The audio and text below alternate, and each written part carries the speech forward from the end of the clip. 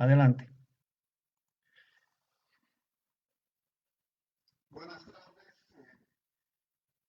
Mil disculpas por una interferencia técnica que tuvimos, pero reiniciamos la transmisión del ciclo de la economía boliviana bajo la presión de la pandemia.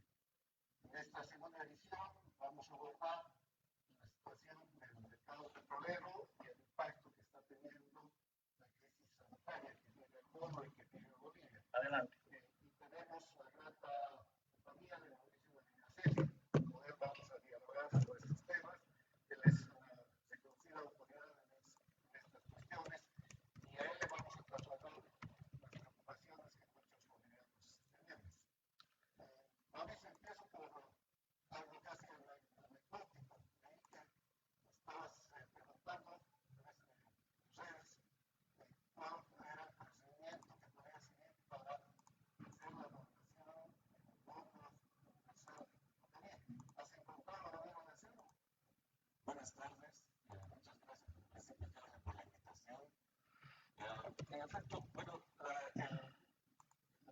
anecdótico, lo que a mí me llama la atención de mucha gente es que se están dedicando a pedir al Estado, y yo creo que también es el momento de dar, y como cualquier bono universal, este bono llega a personas que lo necesitan y personas que no lo necesitan.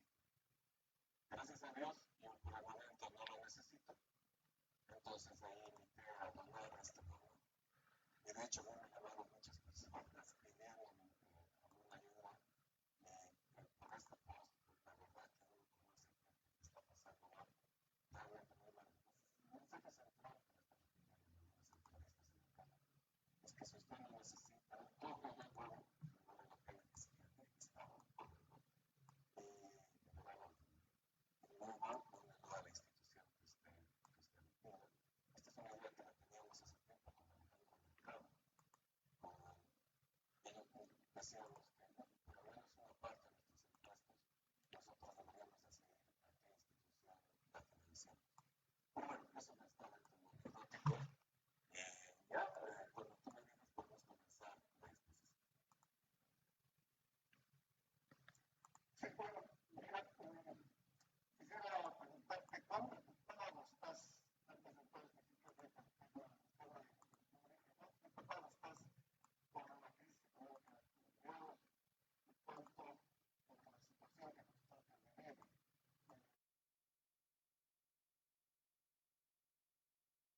¿Tienes una visión un poco más optimista respecto de cómo vamos a lidiar con esta crisis tan tremenda?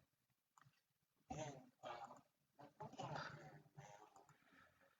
que veo en los cálculos que hice, creo que nos costará por lo menos un año a la economía boliviana salir de todo esto. Recuerdo que el sector inicio va a representar casi 2 puntos porcentuales del PIB, que son uno de los sectores más golpeados, y a eso se le suman los otros golpes que llegaremos ahora. Bolivia está en una situación muy particular porque sus ingresos han caído y sus gastos no están subiendo, y a eso se le suma la incertidumbre en el tema político. Por este motivo no hubo una reactivación de la inversión privada, digamos, este año. La demanda va a caer. Un año es lo que yo estimo que puede durar como esta crisis. Veamos qué sucede. Entonces, no, los estilos, sencillo la pregunta, no estoy muy optimista de qué es lo que puede pasar. Muy menos en el sector. Bueno, entrando en materia específica, Mauricio, ¿cómo ves la situación del mercado petrolero? Hemos estado bajo una oscilación de precios, la volatilidad en el mercado. ¿Cómo percibes la situación en las últimas semanas, después sobre todo de que se ha concretado un acuerdo entre algunos de los grandes países petroleros? Bien, déjame comenzar la exposición. Es bien corta y lo que yo pido es que cuando tengas algo, alguna pregunta que surja en el Facebook, bueno, con todo gusto yo la respondo. Bueno, lo primero que quiero destacar es en la forma de pregunta, ¿no? ¿Cómo pasamos de esto? Fíjense cómo el año 2014, cuando teníamos el mejor escenario de volúmenes y el mejor escenario de precios, la exportación diaria alcanzaba los 9 millones de dólares al Brasil. ¿Cómo pasamos de esto a esto? Ayer y anteayer la exportación diaria está en el orden de 1.5 millones de dólares al Brasil.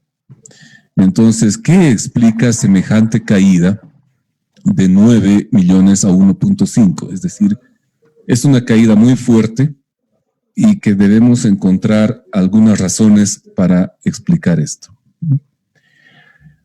La primera razón que yo le llamo son los precios, como se puede ver acá. Acá tenemos el precio internacional del petróleo durante el año 2019, ahí que tiene una caída hasta marzo de este año en la magnitud que se ve, me imagino, en la pantalla, que ahora se ha recuperado un poquito más de 20, pero está entre los 20 y 30 dólares.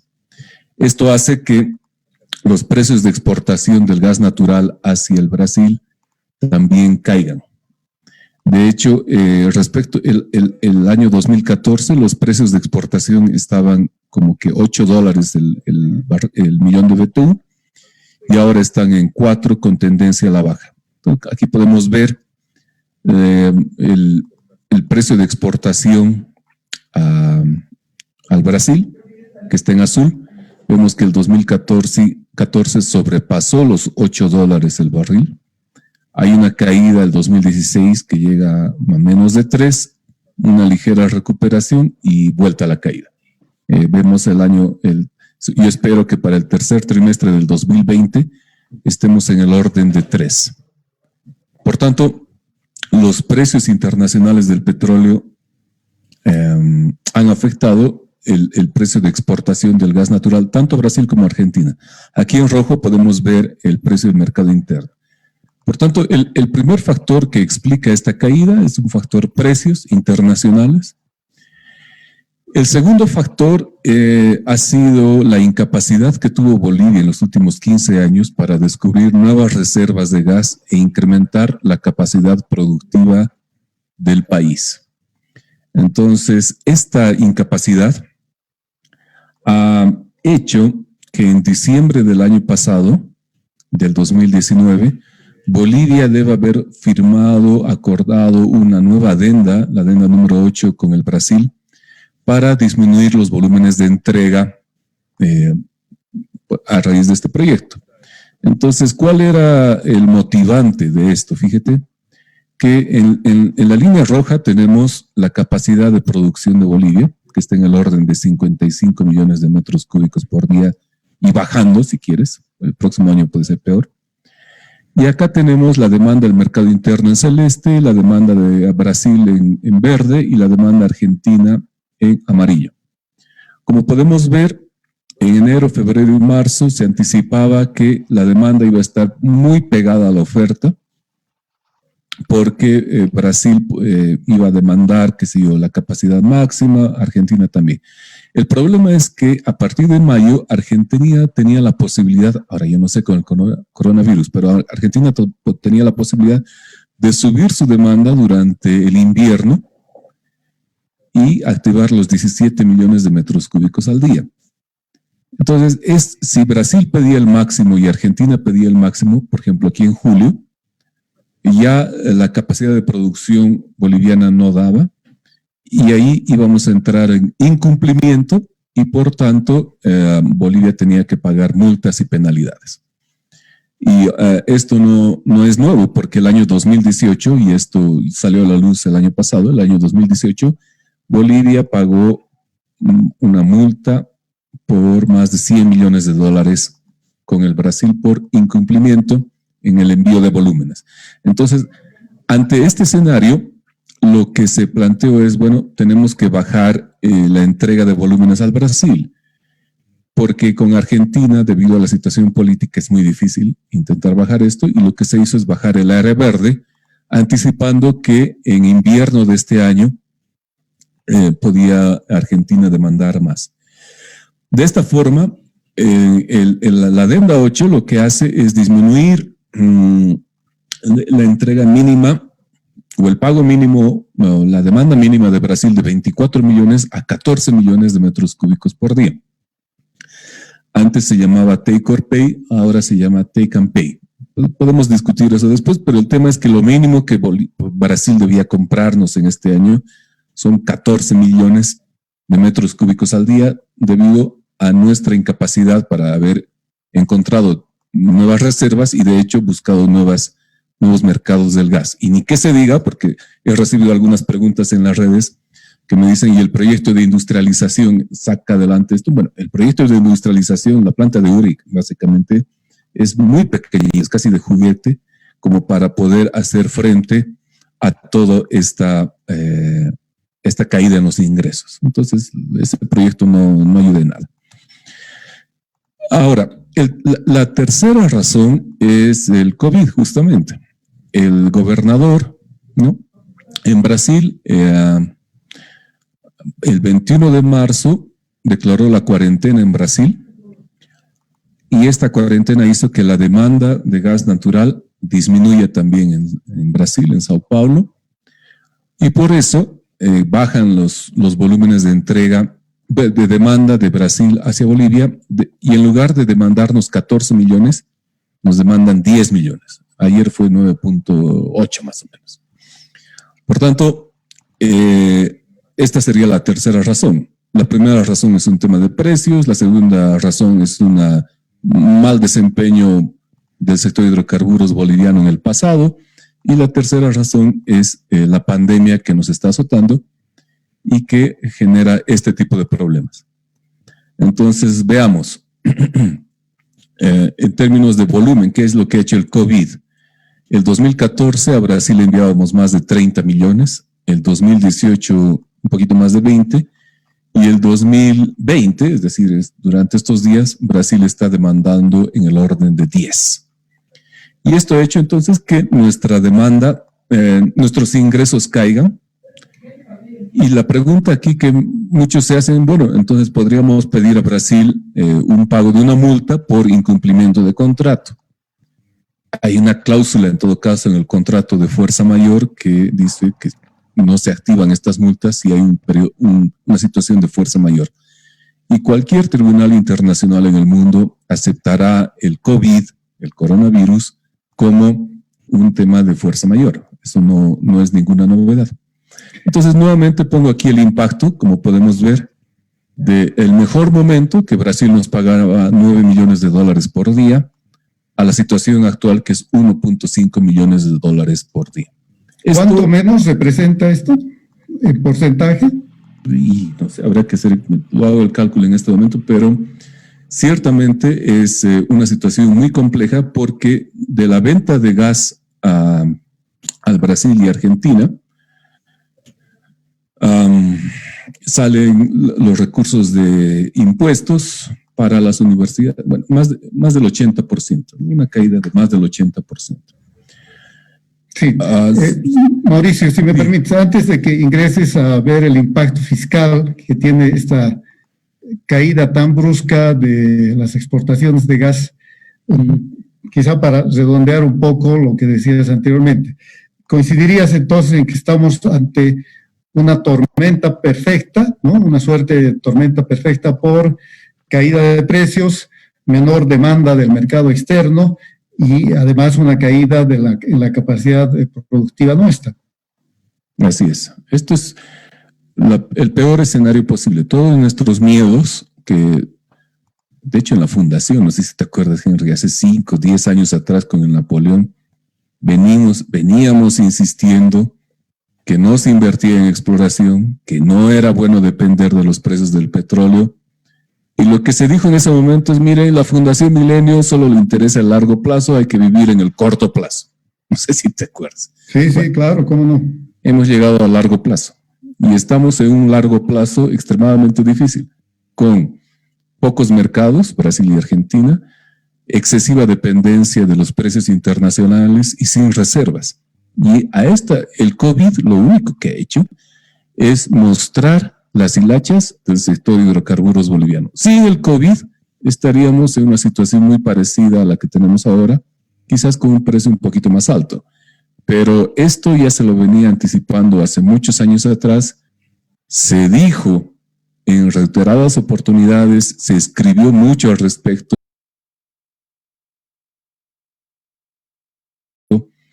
y que se iba a llegar a esto. Y bueno, la política de hidrocarburos de Bolivia hace 10 o 15 años, hace más de 10 años, ha sido cosechar las naranjas antes que sembrar naranjas.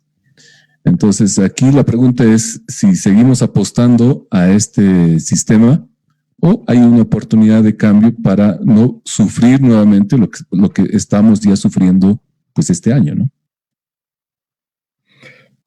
Pero antes de entrar de lleno en ese tema, porque supongo que es la reflexión que quieren escuchar justamente nuestros seguidores, ¿por qué no continúas explicándonos acerca, en este caso, del impacto fiscal que tiene esta brutal caída en el valor y en los volúmenes de exportación?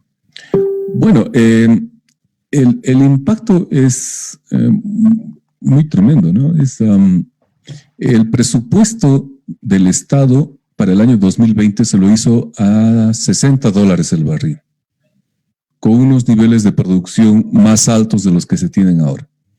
Entonces, a grosso modo, yo diría, las gobernaciones y los municipios van a recibir el 50% de lo que tenían presupuestado para este año.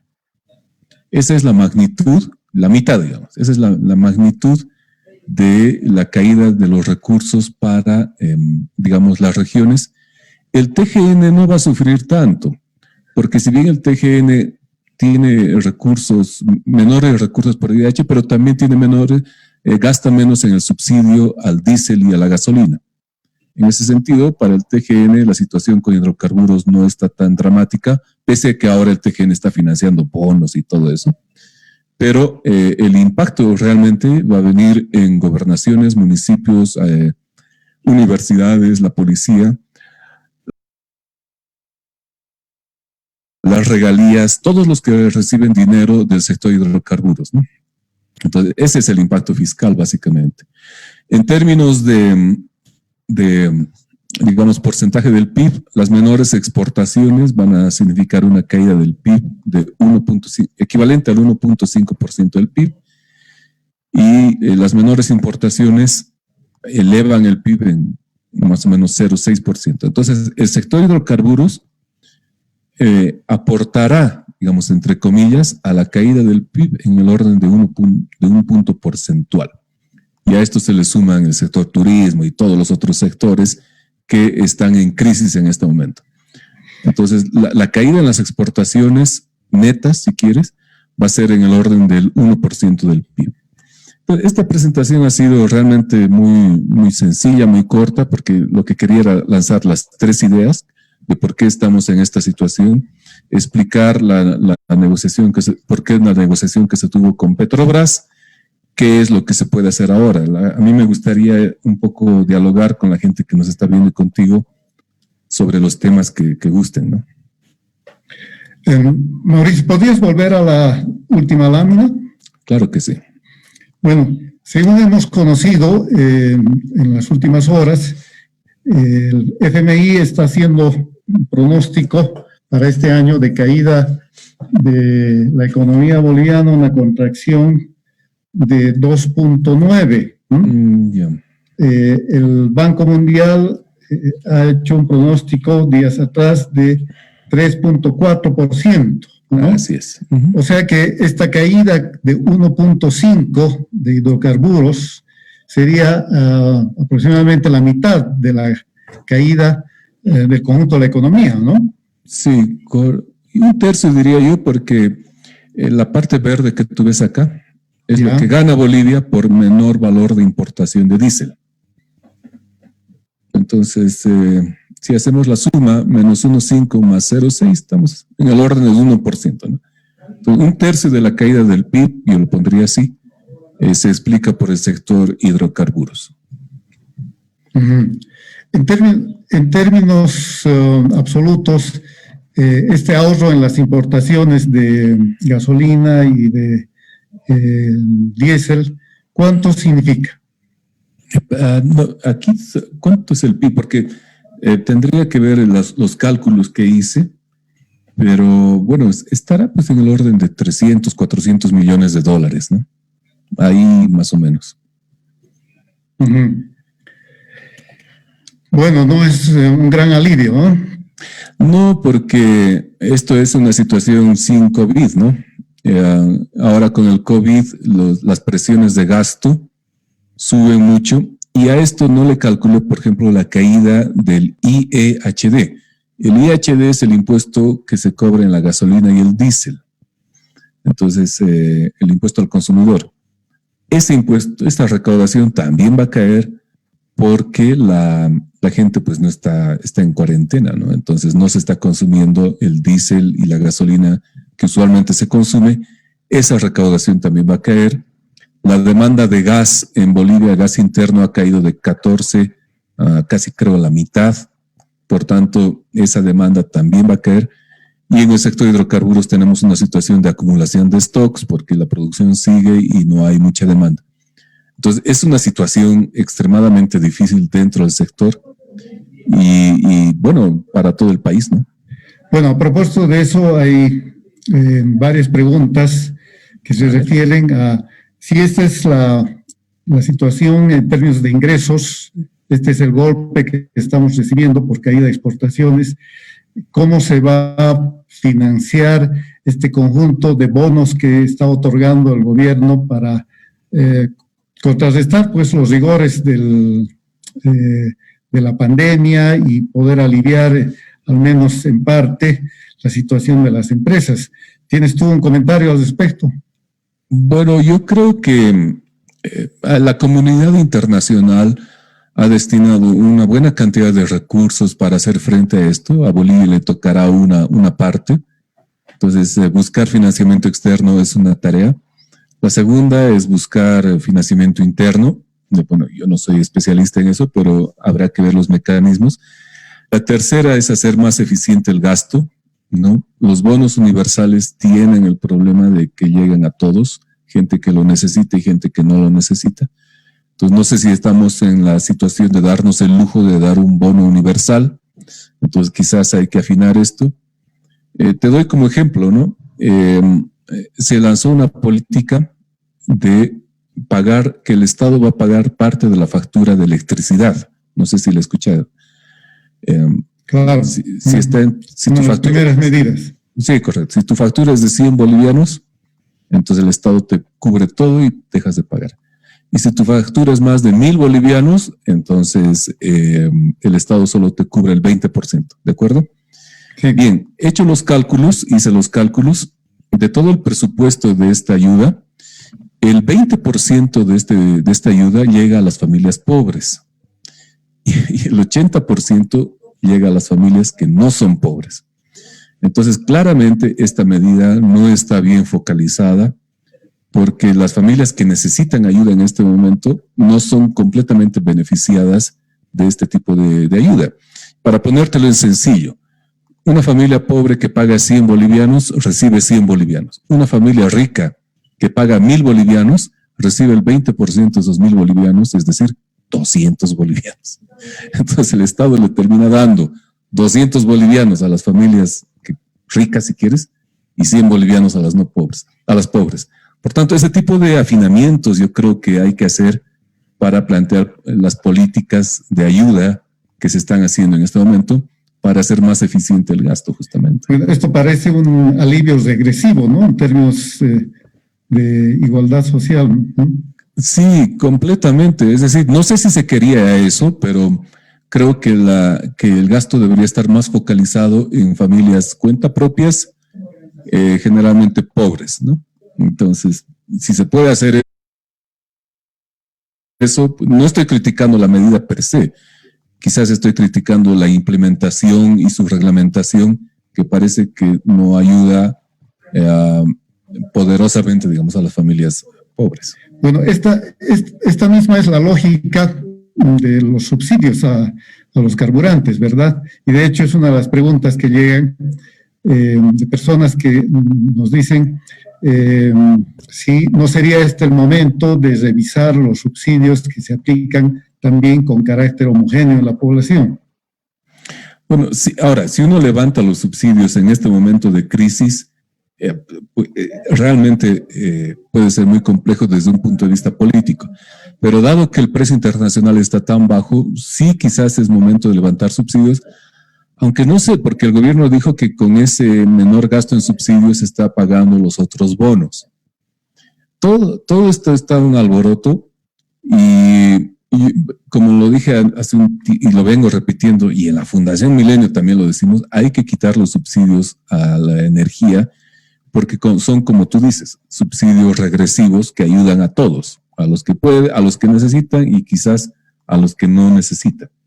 Por tanto, es importante ver los mecanismos de entrega de subsidios. Y la peor forma para ayudar a la gente pobre es a través de los precios de la energía. Esa es la peor, porque generalmente son subsidios regresivos, ¿no?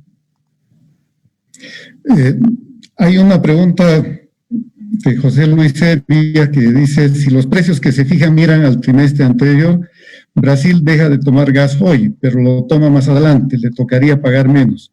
¿No sería pertinente cambiar la forma en que se calcula el precio? Y yo añadiría, ¿es posible plantearse una modificación dadas las reglas de juego con ese país?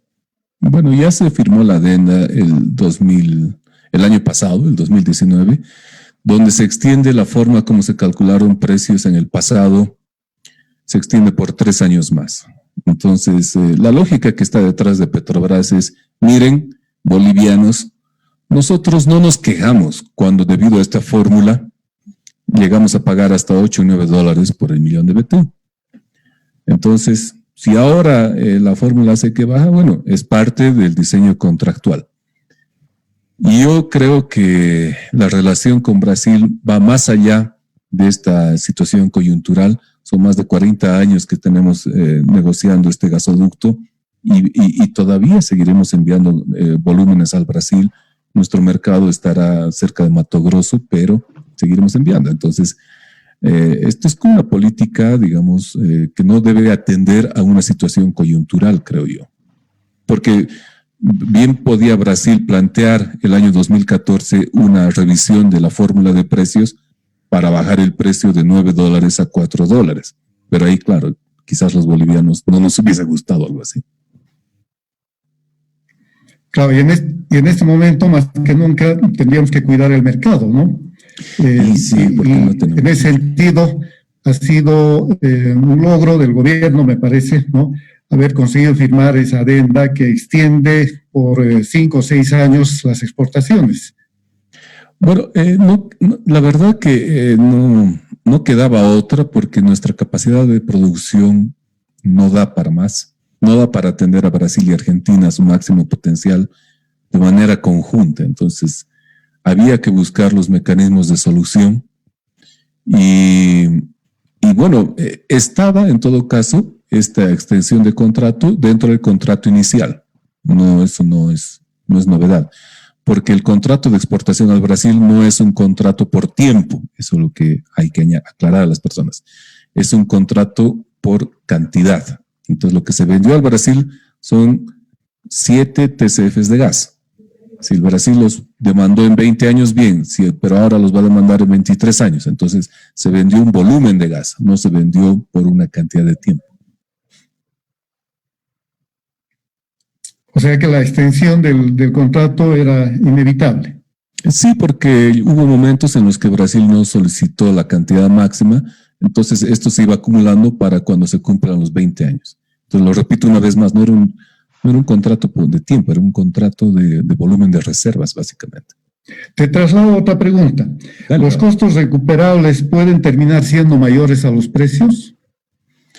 Claro, si nosotros vemos los campos de petróleo en Cochabamba o Santa Cruz, hay muchos campos pequeños donde de seguro los costos recuperables están por encima del precio del petróleo subsidiado que tenemos en el país. Es para poner en contexto, las empresas petroleras, los operadores de los campos, incluido YPFB, recibe por cada barril de petróleo desde hace 15 años, recibe $25. ¿No? Nunca recibieron 100 ni nada, 25. Y de esos $25, 50% se van a impuestos. Entonces su margen bruto de operación está en el orden de $12. Yo estoy segurísimo que hay campos de petróleo cuyo costo está en el orden de 17, 18 o hasta $20 el barril. Aquí el tema es que los precios están subsidiados en el mercado interno, ¿no? Si teníamos la expectativa de que el cambio de gobierno podía generar un ambiente político más favorable a la captación de inversión extranjera, sobre todo para impulsar la exploración petrolera y que el país pudiera poco a poco recuperar reservas de gas, esta circunstancia que estamos viviendo parece conspirar claramente contra ello, ¿no? Así es. Y bueno, de hecho, se crea más incertidumbre con la cantidad, con los movimientos políticos que hay en los últimos meses. Entonces no está claro cuál va a ser la línea del gobierno que vaya a elegirse. Es una tormenta perfecta, Henry. Tenemos precios bajos, volúmenes bajos, incertidumbre política, el COVID, aumentan los gastos. Mañana voy a dar una charla de turismo. En el sector turismo, genera una exportación equivalente a 2 puntos porcentuales del PIB. El sector turismo va a caer en 2 puntos porcentuales del PIB. Este es un drama el que estamos viviendo en este momento en el país. Y claro, no lo estamos viendo con precisión porque estamos todos dentro de casa, ¿no? Pero el momento en que se libere esto, la situación es muy compleja. Bueno, quizá por eso hay varias preguntas que aluden al hecho de que quizás estamos viviendo una amenaza de un colapso prolongado en el sector y sobre todo, si esta fuera la situación, ¿qué posibilidades, qué perspectivas le ves al país para que pueda levantar, evitar primero que se concrete este colapso prolongado del sector hidrocarburífero y luego si hay algún resquicio de esperanza de una recuperación futura, de una reorganización de la industria petrolera? Sí, ¿qué es lo que tiene que hacer, creo yo, el sector hidrocarburos? Es tomar esos 55 millones de metros cúbicos al día que tenemos como capacidad máxima de producción y acomodar esos volúmenes en contratos de corto plazo como sea. Es decir, ya están en el pasado, mejor dicho, los contratos de compra de gas de largo plazo a precios fijos y como los que tenemos con Brasil y Argentina. En este momento lo que el país necesita son traders, son brokers que acomoden el gas natural en Brasil y Argentina en el corto plazo. Y YPFB necesita contratar este tipo de gente que se mueva como en Estados Unidos y acomode cualquier gas excedentario que tengamos, lo acomode al mejor precio posible. Y ya se acabó el tema de contratos de largo plazo. Ahora tenemos que ser más eficientes en acomodar estos volúmenes. 2, debemos reducir la presión de gas natural en el mercado interno, sobre todo el sector de electricidad, para poder exportar ese gas.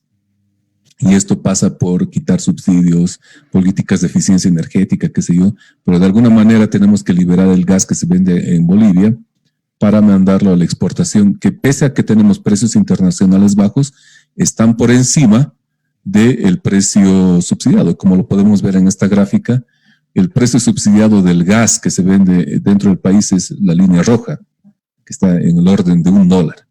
Ese dólar está muy por debajo de los precios actuales de exportación.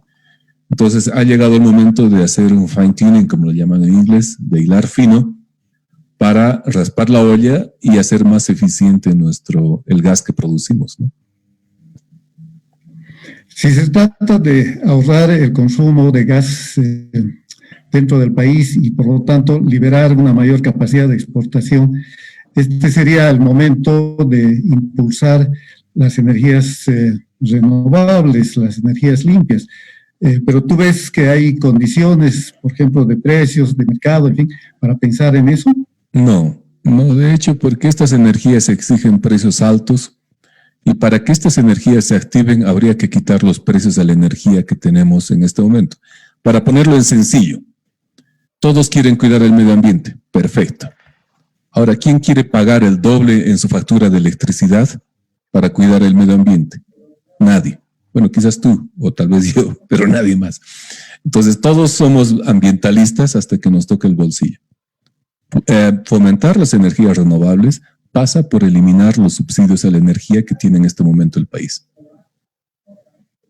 Bueno, es lo que no pudo hacer Francia, ¿no? Y de ahí le vino hace algunos meses atrás el movimiento de los chalecos amarillos, algo así, ¿no? Que finalmente impidieron que se produjera esa transición que se esperaba en la matriz energética francesa. O sea que la resistencia del consumidor a un cambio, a un sacrificio para un cambio en las fuentes de energía, no solamente en Bolivia, sino en muchos otros lados. Así es. De hecho, el año pasado tuvimos un debate muy sabroso con Ceci Requena ahí en la tele, en el Pentágono, donde yo no niego el impacto del cambio climático. Efectivamente es cierto que existe un impacto. Lo que yo pongo en duda es que el votante boliviano, elija gobernadores o gobernantes o presidentes que apuesten a energías renovables y dejen de ver al sector de combustibles fósiles como fuente generadora de regalías y de impuestos. Más bien, aquel candidato a la presidencia que promueve la nacionalización de los hidrocarburos, el incremento de regalías petroleras, el incremento de regalías mineras, tiene el voto de la mayoría de la gente. Entonces, esta es una especie de doble discurso. Por un lado queremos cuidar el medio ambiente, pero por el otro lado favorecemos a candidatos que profundizan nuestra dependencia de los combustibles fósiles. O sea que no ves vos factible la viabilidad de candidatos verdes. No, porque un candidato verde debería decir, ¿sabe qué? Vamos a dejar de producir gas y petróleo y vamos a apostar a otras energías. Ahí, imagínate, las regiones productoras dirían, bueno, ¿y de dónde sacamos la plata? Entonces la Ceci Requena, y ojalá me esté escuchando porque tenemos un debate aquí pendiente, la Ceci me diría, bueno, esa transición hay que lograr. Candidata a senadora, ¿no? Ahí está.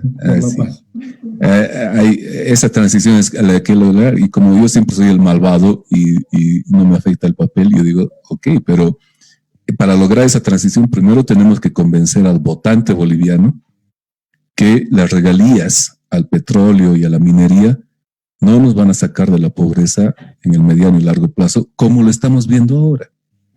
O sea, no es por malvado. Cuando seguimos dependiendo de la extracción de recursos renovables, sufrimos lo que estamos sufriendo ahora.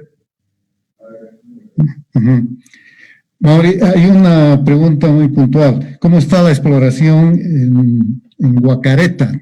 ¿Tienes idea? No, ni idea, pero supongo que todo está parado ahorita. Es decir, estos 55 millones de metros cúbicos al día que presenté en esta gráfica están bajo el supuesto que todos los proyectos de exploración a diciembre del año pasado salían perfectos, ¿no? Entonces, si este proyecto Guacareta estaba ya agendado, entonces debería estar funcionando bien para mantener. Esto es un dato bien importante. Si las cosas siguen como hasta ahora, ¿no? Como hasta los últimos 10 años, y no hay grandes y nuevos descubrimientos, el año 2040, es decir, en 20 años más, la producción de gas va a ser 0. Por tanto, nadie quiere llegar a eso, y lo que es necesario es reactivar la exploración, pero nos ha tocado el peor año posible para hacer esta política. Eso dependería en gran medida de tener mercados, ¿no? Y a propósito, hay una pregunta sobre si el mercado argentino va a demandar más ahora que se aproxima la época de invierno. Bueno, en teoría sí, y eso es lo que pasó antes, pero con este tema del COVID, la verdad que todo está incierto. No se sabe si demandará, han cerrado, parece, los campos, han dejado de producir o producen menos los campos en vaca muerta. Todo se está moviendo, pero al mismo tiempo la demanda en Argentina seguramente va a caer. Por tanto, es muy difícil anticipar lo que pueda suceder.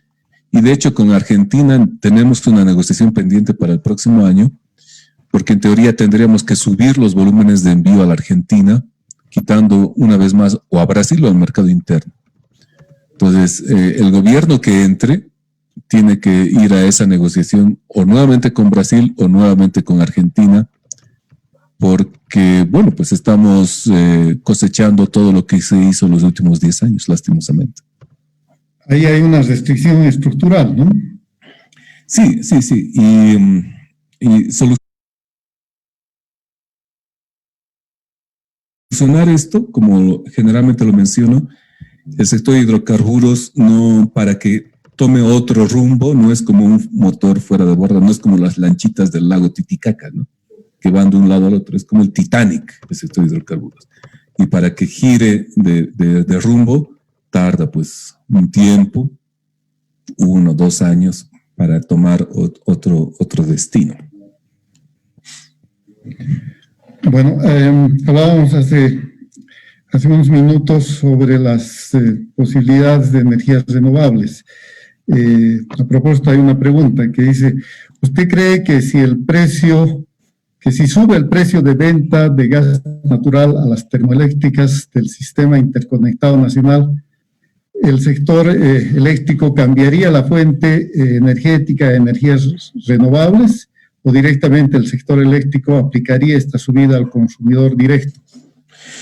Mira, si se quitan los subsidios a la electricidad en el país, se activan proyectos privados de generación eléctrica inmediatamente.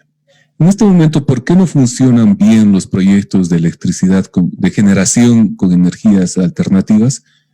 Porque para que funcionen, ENDE tiene que comprarles esa energía cara y venderla barata. Y todo pasa a través de ENDE. Y ENDE tampoco puede comprar toda la cantidad máxima caro y venderlo barato. Si se quita la regulación, entonces ya no será, y se quita el monopolio a ENDE, entonces probablemente el sector privado pueda generar la energía y venderla a grandes consumidores como pasa en Chile, ¿no? O sea, habría que liberalizar el mercado eléctrico. Eso es una mala palabra, ¿no? Pero hay que dar una oportunidad al sector privado para que entre a este negocio, porque está claro que ENDE tiene una capacidad financiera para absorber el subsidio que no es infinita, ¿no? Bueno, hay otras preguntas y ya vamos acercándonos al final, que refieren que es verdad que ahora parecen conjugarse varias restricciones que hacen dudosa la posibilidad de un reordenamiento global más estructural, como probablemente requiere el relanzamiento de la industria petrolera en el país. Pero también se preguntan estas personas si al menos no es un tiempo que debiéramos utilizarlo para abrir una discusión, aunque algunas de estas medidas no puedan darse en un plazo inmediato, pero sí construir una perspectiva de reordenamiento general del sector, que parece que es lo que se está requiriendo si queremos iniciar una etapa diferente, ¿no? De verdadera recuperación. Sí, en materia técnica ya más o menos se sabe lo que se tiene que hacer. Quitar subsidios y sistemas impositivos más flexibles para las petroleras, atraer inversión privada, reorganizar institucionalmente el sector. Una nueva ley de hidrocarburos. Una nueva ley de hidrocarburos, hacer más eficiente la IPFB. Bueno, más o menos todos saben, tanto del anterior gobierno como este gobierno. La pregunta acá, creo yo, es si hay la voluntad política para llevar adelante todas estas reformas, porque estas reformas tienen un costo político muy alto, demasiado alto. Entonces, lo que yo me pregunto, y cada vez que estoy en charlas, inclusive con Milenio, es si existe la voluntad política para asumir ese costo y hacer en el sector de hidrocarburos lo que se tiene que hacer. Cuando dices voluntad política, obviamente estás pensando en los partidos, en los Claro. gobernantes, en quienes tienen la responsabilidad de tomar decisiones, pero también se podría extender la voluntad política al propio pueblo boliviano, es decir, a los electores, que en última instancia son los que deciden quiénes son los titulares del poder. Claro, pero hasta el momento en ninguna propuesta político-partidaria vi que alguien quiere eliminar subsidio, por ejemplo. Entonces, no veo una claridad o quiere bajar el impuesto a las petroleras. Entonces, en tanto existe una transparencia en lo que se quiere hacer, el votante podrá elegir, bueno, si yo voto por este señor va a quitar el subsidio, y cuando lo quite el subsidio, ahí habrá lío, pero no tanto. Y cuando digo voluntad política, es justamente político-partidaria que asuma el costo de, por ejemplo, quitar el subsidio a la gasolina y el diésel. El anterior presidente, el señor Morales, intentó eso en diciembre del 2010 y casi le cuesta la presidencia. Entonces, no es un tema técnico, Henry. O sea, levantar el subsidio se puede hacer gradualmente, se puede hacer en consenso con las amas de casa. La pregunta es, ¿quién lo hace? Hay una pregunta interesante que dice, Estados Unidos está pensando en pagar a las empresas para que mantengan el petróleo en los campos. ¿Les conviene a los operadores de los campos seguir operando los mismos a los actuales precios? Bueno, lo que está haciendo Estados Unidos, hasta donde yo sé, es que estaba acumulando sus reservas de petróleo, comprando a sus productores de shale oil para que su ecuación económica les cierre. Esa es una decisión estratégica de Estados Unidos. En sencillo es cuando el petróleo está bajo, compra petróleo para estocar. Y eso es lo que hace Estados Unidos. En nuestro caso, nosotros lo que necesitamos es producir más petróleo. ¿Por qué te digo esto? Porque si siguen las cosas como están, las importaciones de diésel y gasolina en 2 años van a ser mayores a las exportaciones de gas natural. Por tanto, nuestra balanza comercial va a cambiar de positivo a negativo. Y eso es lo que queremos evitar fomentando la producción de petróleo. Con el Napoleón, hace 15 años atrás, veníamos, y suerte está escrito ahí en la fundación, veníamos indicando Bolivia tiene que fomentar la exploración de petróleo. No hay que dañar los campos de petróleo porque sube la importación. Tal cual. 15 años después subió la importación y ahora estamos donde estamos. Una última pregunta, Mauricio.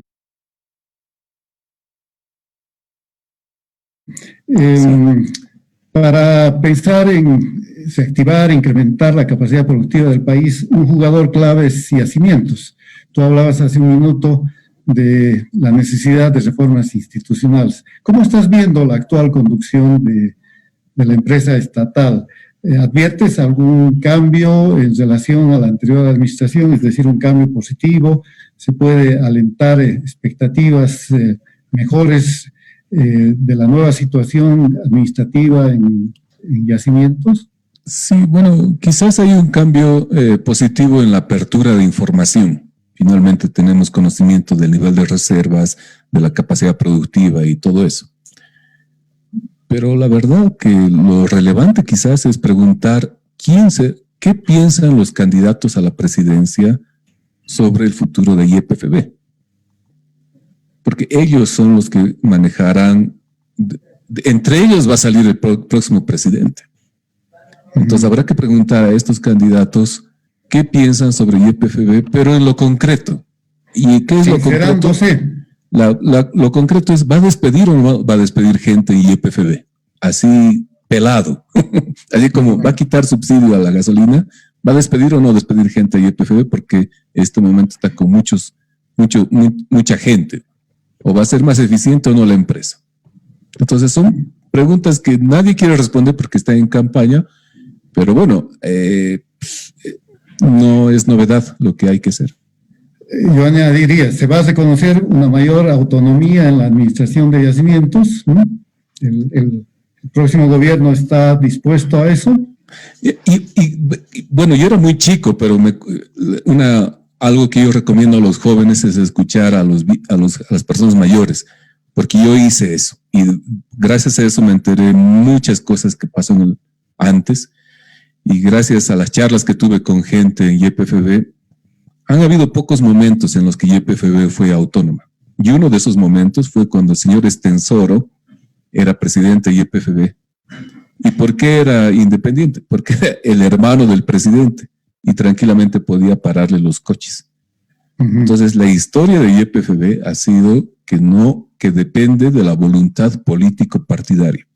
En tanto podamos romper eso, una empresa estatal puede funcionar bien.